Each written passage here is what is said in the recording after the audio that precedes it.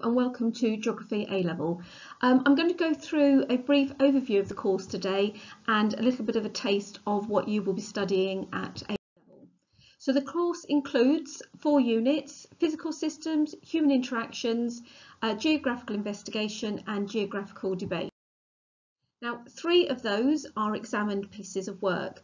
One is the physical system, second is the human interactions, and third is your geographical debates. And you can see they're worth different percents of your A level. So the first 2 exams are worth 22%. Your third exam is slightly longer, worth 36%. You will be doing your field work, your coursework, and that is worth 20% of your final exam. That is the non-examined assessment piece. Miss Leek will be working with you on coasts, Earth's life support systems. I will be working with you on changing spaces, making places, global migration and powers and borders. And we both share the final exam. I do disease dilemmas and Miss Leek does hazardous Earth.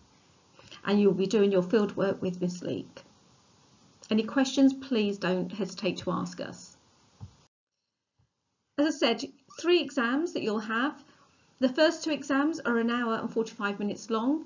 The third exam is 2.5 hours. You might think that sounds like quite a long time, but actually you really do need that time in order to write some really good essays. And throughout the course we will be practicing doing timed essays and things like that. So by the time you get to the end of your A level, you will be used to writing for that amount of time.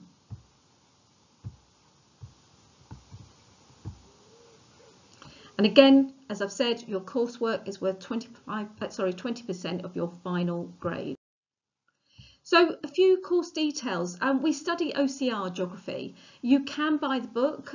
It's worth, I think it's $35.99. You get that from Amazon. There are also a couple of student guides, revision books that you can get that are actually really useful. And again, you can get those from Amazon or any good bookshop.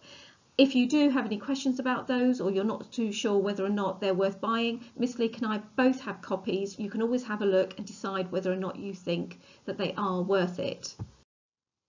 Entrance requirements. So a grade 5 or above at GCSE geography. A lot of what we study, you have studied at a certain level at GCSE. But it's a lot more, when you get to A level, there's a lot more emphasis on your essays and writing, and you're thinking about things and using your opinions and making sure that you really do back them up. So a grade 5 at GCSE is our minimum requirement. As I've already mentioned, your field work.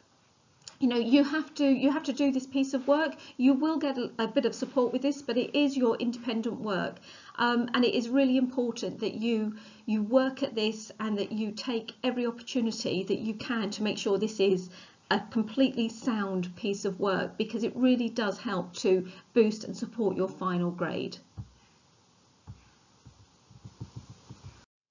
So I'm going to go through a bit of a taster of one of the topics that you will be studying, migration. So what are the causes and consequences of Polish migration to the UK? Now this is something that is actually, it's a bit of a case study that we will look at, and it's quite important, especially with sort of Brexit, you know, by the end of this year into next year, you know, how this is actually going to impact on the UK. So we always have learning objectives. So this is to understand the push and pull factors for the migrant and investigate the positive and negative impacts of Polish migrant workers on the UK's economy, culture and society. So a little bit of a fact or fiction starter. And what I'd like you to do, if you've got a pen and paper, is to write down whether or not you think these 7 points are true or false. Now, it's really important that when you're doing things like this, please write them out, because later on, if you were to look back, you know, you don't know if a T or an F, you know, what that is relating to. So always write things down, even if it's in note form. So the 7 points that I want you to decide. Number 1, on the 1st of May 2004, Poland was one of 10 countries admitted into the EU. True or false? There are more Polish people living in the UK than in Poland. True or false? By 2015, 688,000 Polish people lived in the UK. Again, true or false? Polish are the second largest ethnic minority in the UK today. All Polish migrants are builders. Immigrants have made a contribution of £20 billion to the UK over the last 10 years. And finally, 0% of Polish migrants have a university degree. So which ones are true and which ones are false? Write down your answers.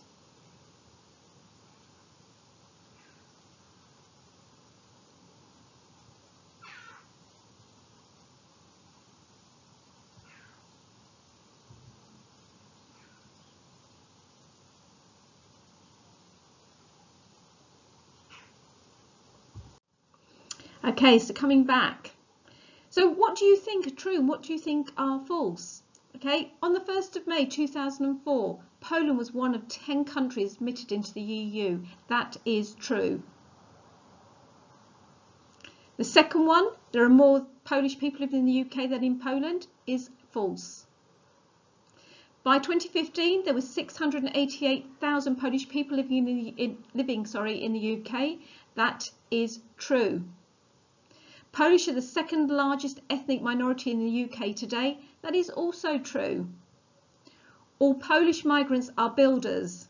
That is false.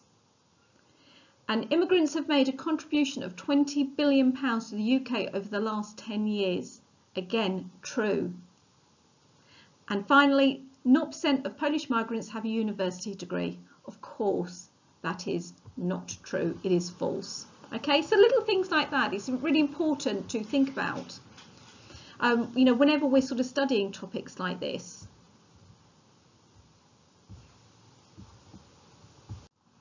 Okay, so moving on, let's start to think a little bit more. What is the issue with this now then?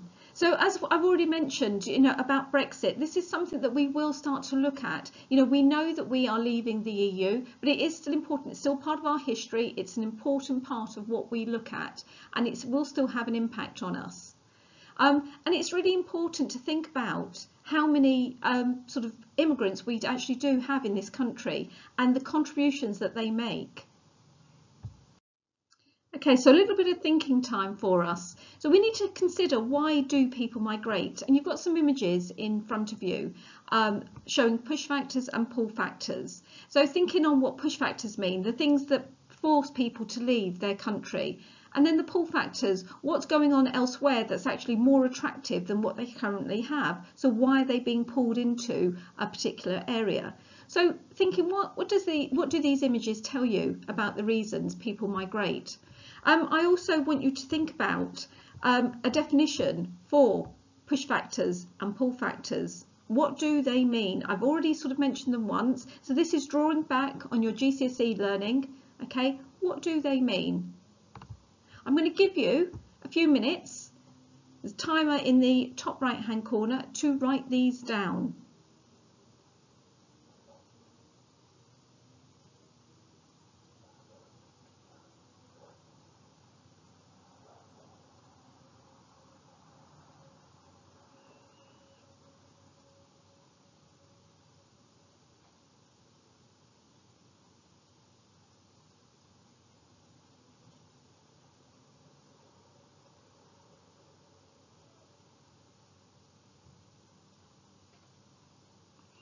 As a bit of an extension as well, perhaps you can think of some reasons as to what forces people out of an area and some of the pull factors. Try and think of some examples to help.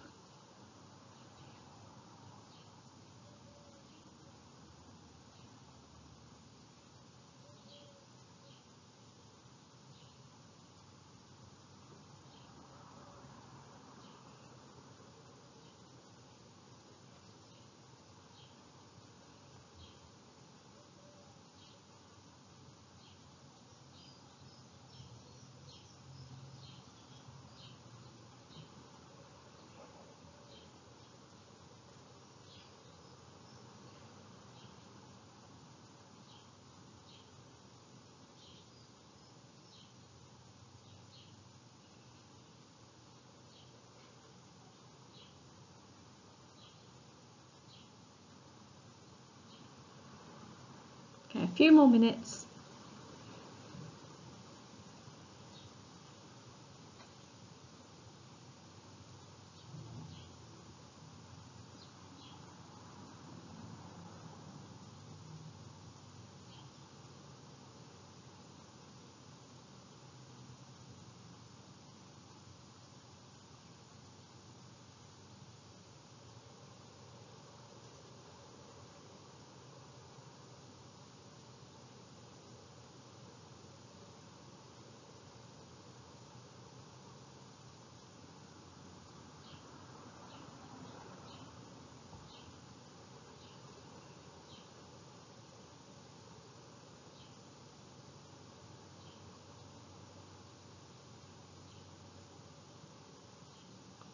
Okay, so thinking along those, we're going to move on to the next task.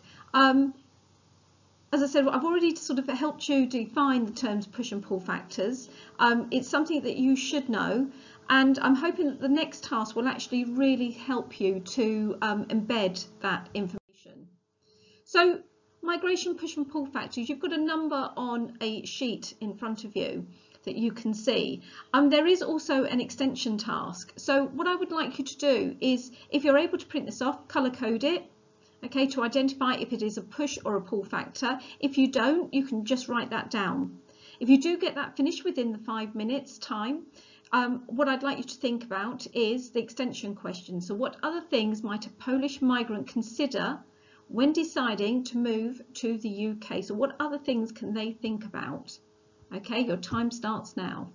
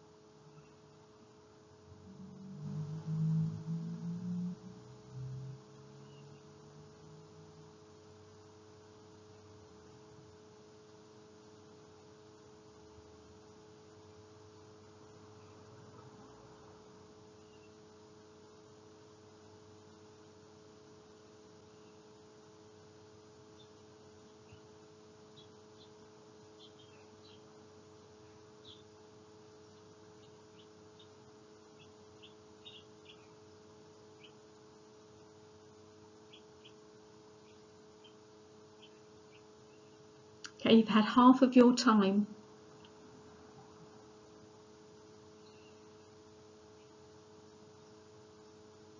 I just want you to consider as well, whilst you're doing these activities, if these were being done in class, again, you know that it will not always be independent work. You will be doing this working in your pairs, whether it's your face partner, shoulder partner, or working collaboratively in groups. We still use Kagan, which is our way of learning together at A level.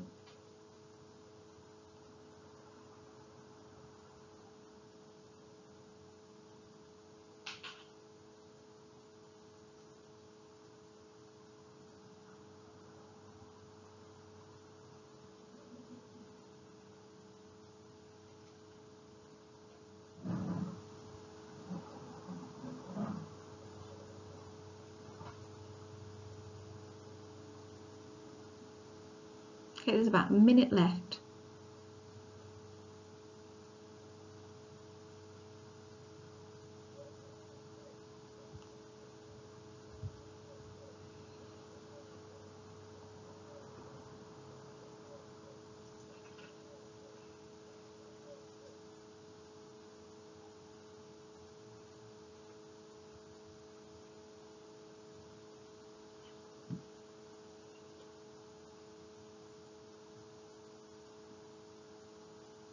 Okay, wonderful, brilliant. Thank you very much. So let's go through these answers. Okay, So our push factors, you can see that I have got the push factors are in a beigey colour and the pull factors are in green. So lack of employment, there aren't enough jobs, or jobs aren't suitable is a push factor. Better education is a pull factor. Lack of food and water are push factor, and better healthcare a pull factor. So if you check your answers by looking at the board. Okay, and what other things might a Polish migrant consider when deciding to move to the UK? So, so thinking, what things are there? What is there a family reason? So perhaps they've already got family here. What other reasons are there? Maybe it is just I don't know, for example, they might prefer the weather or something like that. There can be a lot of different reasons, okay, and it's really important to think about that. One of the other things that we do, and we use a lot of maps, and you can see in front of you there is a choropleth map, and I want you to sort of consider when using map skills.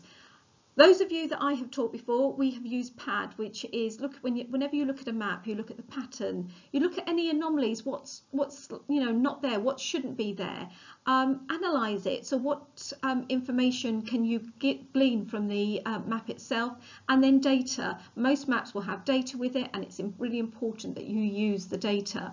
The map you can see is showing the amount of Polish migrants living throughout the world, and the darker the colour, the higher the number of Polish migrants. So you can see the green is Poland itself, and the dark reds are where a lot of the Poles are living. And you can see the USA has one of the biggest diasporas of Polish migrants, and that's what we call people that are living outside of their country of origin. So it's just really, really important that when you're looking at things like this, that you are using the map as evidence to support your points. The other thing we need to do is use specific facts, and it's really important. It doesn't matter what you say, if you've got a fact to back it up, it will help you. So your opinion is what matters. So it says here, why did 688,000 Polish people choose to move to the UK? So this is a bit of a categorise it task. And what I would like you to do is to put these into push and pull factors again, but it's relating specifically to the Poles. Okay, and again, I've got a timer here, and we will go through the answers once the timer has completed. Okay, so have a quick read through them. And I'm going to start the timer now. You've got 3 minutes to complete this task.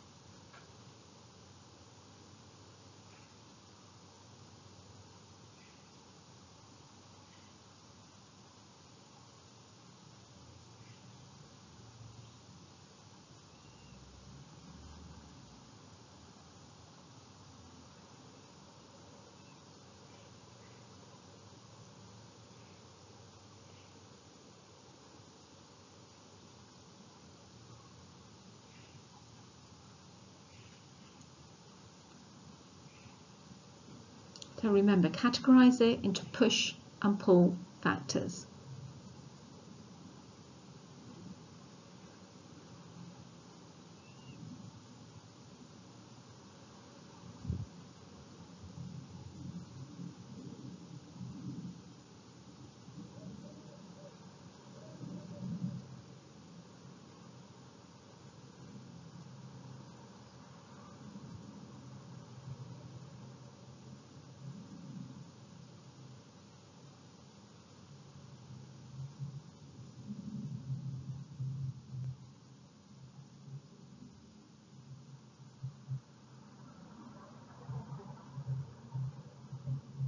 You've had half your time.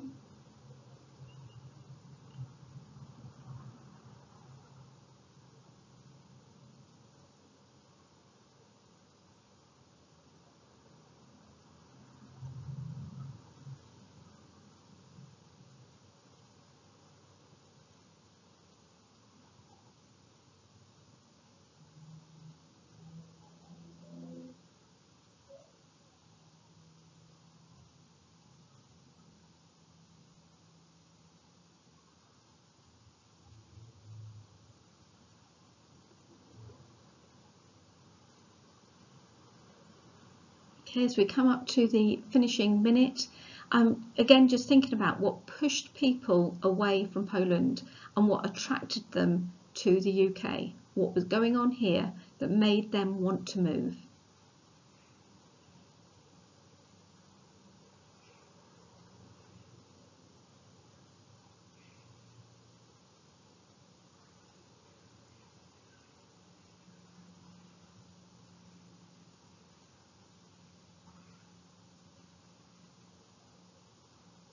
Okay, 5, 4, 3, 2, 1.